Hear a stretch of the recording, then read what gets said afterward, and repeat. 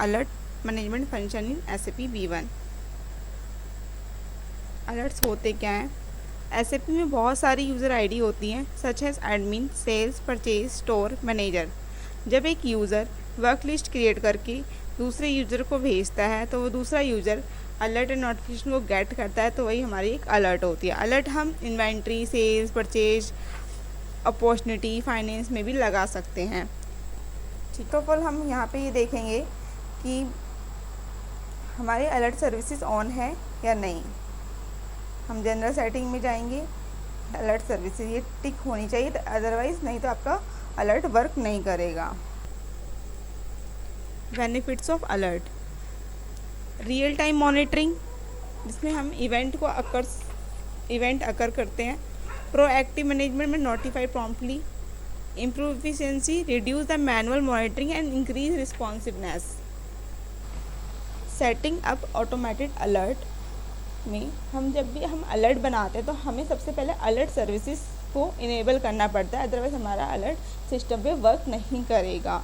इसके लिए हमें सबसे पहले अलर्ट बनाने के लिए हमें इसको चेक करना पड़ता है, चेकलिस्ट को चेक कर देना होता है। फिर हम क्रिएट करेंगे अलर्ट को। फिर थर्ड आता है हमारा अलर्ट को सेट करना। हमें कैसे इसको अलर्ट को सेट करते हैं। फिर आता है कि हमें जब हम अलर्ट को सेट कर रहे हैं तो जिस भी यूज़र को हम सेट करेंगे, भेजना चाहते हैं अलर्ट, तो वो क्या है, वो रिसिप्ट करेगा। फिर देन वो मतलब एक दिन में कितनी बार करता है, वीकली करेगा या डेली करेगा, तो वो भी हमें टाइम जो है ड्यूरेशन देना पड़ेगा इसमें। अलर्ट के लिए हम क्वेरी लिखेंगे, हमें सेल्स ऑर्डर पे अलर्ट लगाना है, तो ORDR होता है।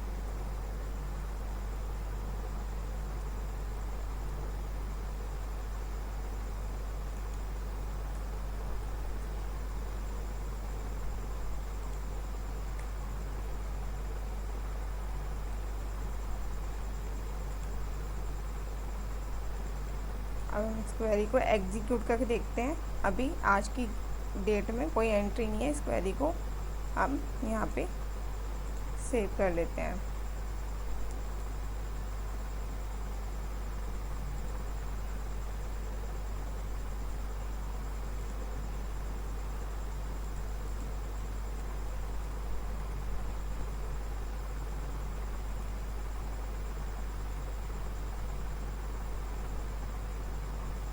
अलर्ट्स वाले फोल्डर में हमें सेव करना है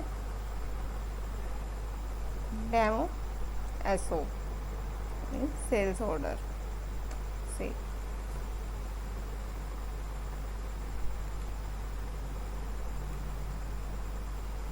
एग्जीक्यूट करने पे कोई भी डेटा नहीं आ रहा है आज की डेट में। अब हम इसको अलर्ट में लगाते हैं।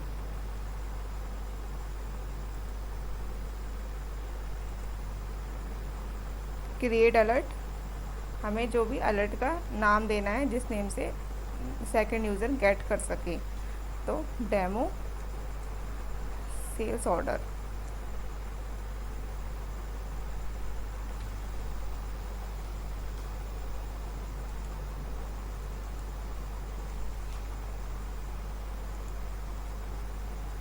अब जो हमने क्वेरी बनाई थी वो क्वेरी हम यहाँ पे लगाएंगे।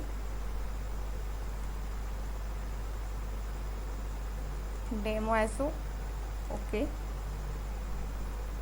यहाँ पे फ्रीक्वेंसी सेट करेंगे और ये एक्टिव रखेंगे और प्रायोरिटी हाई रखेंगे और ऐड कर देंगे।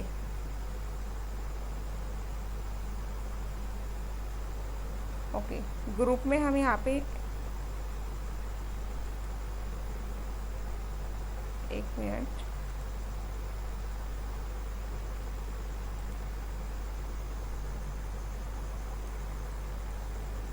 वन ऐड,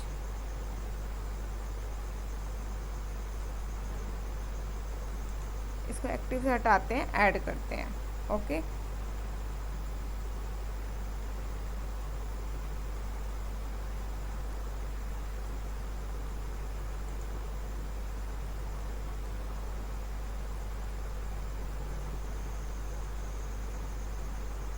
जैसे यहाँ पे एक्टिव अलर्ट शो हो रहे हैं, ये मुझे ऑल अलर्ट पे जाके ऑल पे टिक करेंगे तो जो इनएक्टिव अलर्ट होंगे वो भी हमें यहाँ पे डिस्प्ले हो जाएंगे। जैसे मैंने अभी बनाया था एसओ का, जैसे डेमो सेल्स ऑर्डर 1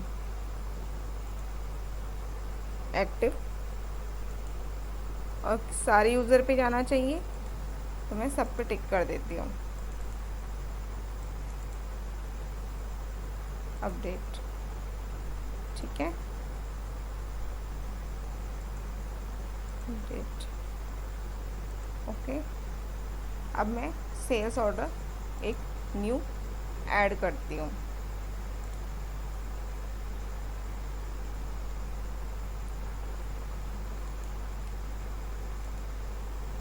कंट्रोल की क्रिएशन मोड पे जाएंगे, ऐड करेंगे, आइटम कोड डालेंगे,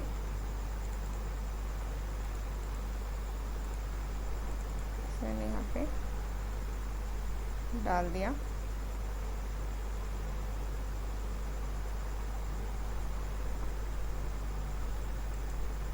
.21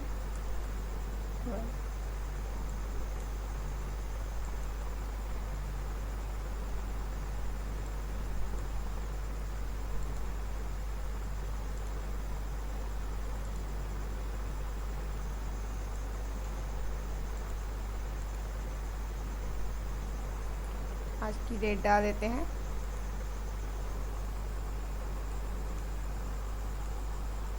अभी प्रोजेक्ट कोड मांग रहा है, तो हम यहाँ पे प्रोजेक्ट कोड भी डालेंगे। ये वैलिडेशन की एरर थी। अगर हम इस वैलिडेशन को यहाँ से हटा देते हैं ना, यहाँ से अनटिक कर देते हैं, तो ये वैलिडेशन की एरर हमारे पास नहीं आएगी। जैसे इनेबल ट्रांजेक्शन नोटिफिकेशन, उसको अपडेट कर देते हैं, तो हमें ये जो है वैलिडेशन की एरर हमें स्क्रीन पे शो नहीं होगी। ओके,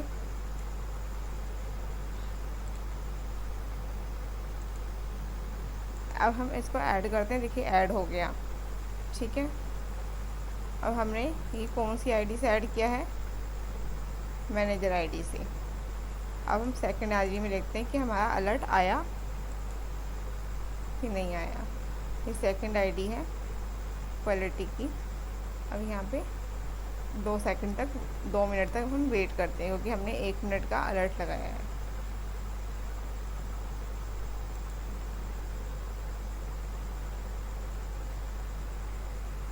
देखिए हमारा डेमो सेल्स ऑर्डर 1 के नाम से हमारा अलर्ट आ गया 1:20 पे, क्योंकि हमने अभी डॉक्यूमेंट ऐड किया था और ये हमारा अलर्ट लगा हुआ था।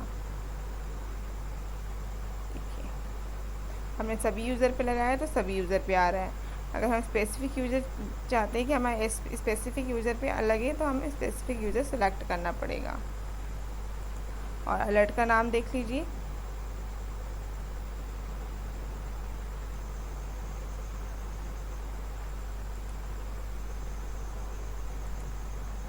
जिस भी नाम से हम लगाएंगे, जैसे डेमो सेल्स ऑर्डर 1 के नाम से हमने यहाँ पे डाला है नेम, तो वही सेम नेम से हमारे पास यहाँ पे अलर्ट जाएगा यूज़र के पास, ठीक है। ये हमारा अलर्ट होता है कि हमें सेकंड यूज़र को नोटिफिकेशन देना।